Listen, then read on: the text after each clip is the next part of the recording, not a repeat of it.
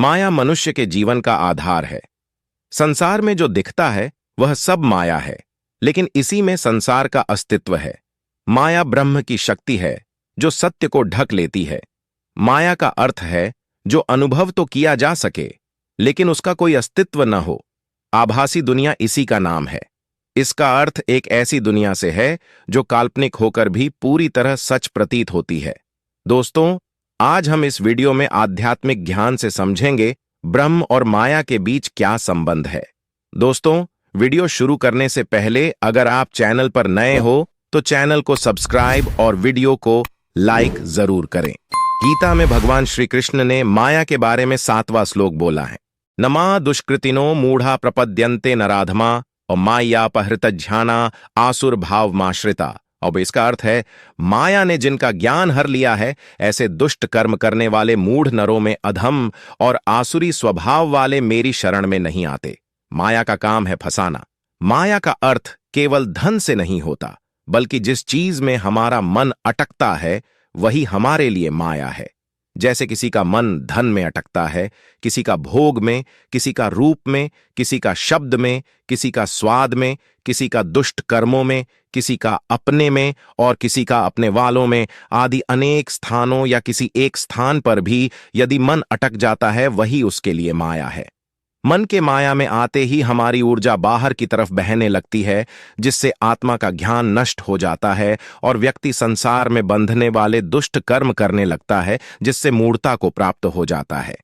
इस तरह के लोग आध्यात्मिक दृष्टि से सबसे निचले स्तर के होते हैं। ऐसे लोग आसुरी स्वभाव वाले कहलाते हैं।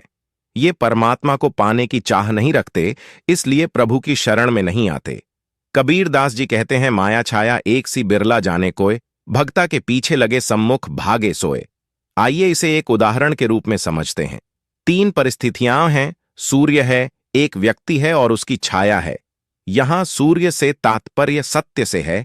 एक व्यक्ति जो जीवन में माया से दुखी होकर सत्य अर्थात सूर्य की तरफ बढ़ रहा है, लेकिन वो पाता है जितना वह आगे बढ़ रहा है छाया उसका पीछा किए जा रही है।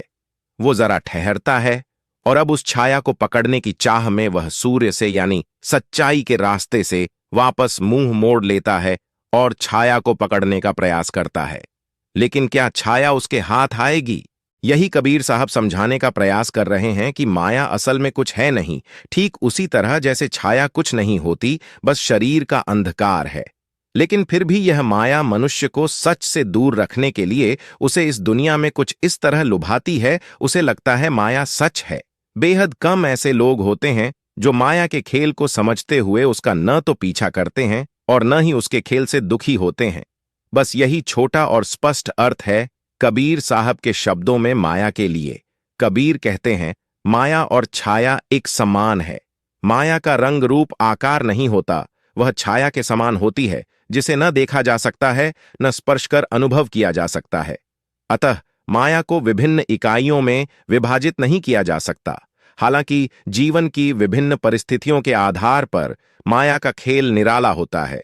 कभी खुशी देकर तो कभी ललचाकर वह मनुष्य को फंसाए रखती है। माया का अस्तित्व भी तभी तक है जब तक व्यक्ति स्वयं को एक शरीर समझे हुए इस दुनिया में विभिन्न तरह के सुखों से आकर्षित हो रहा है।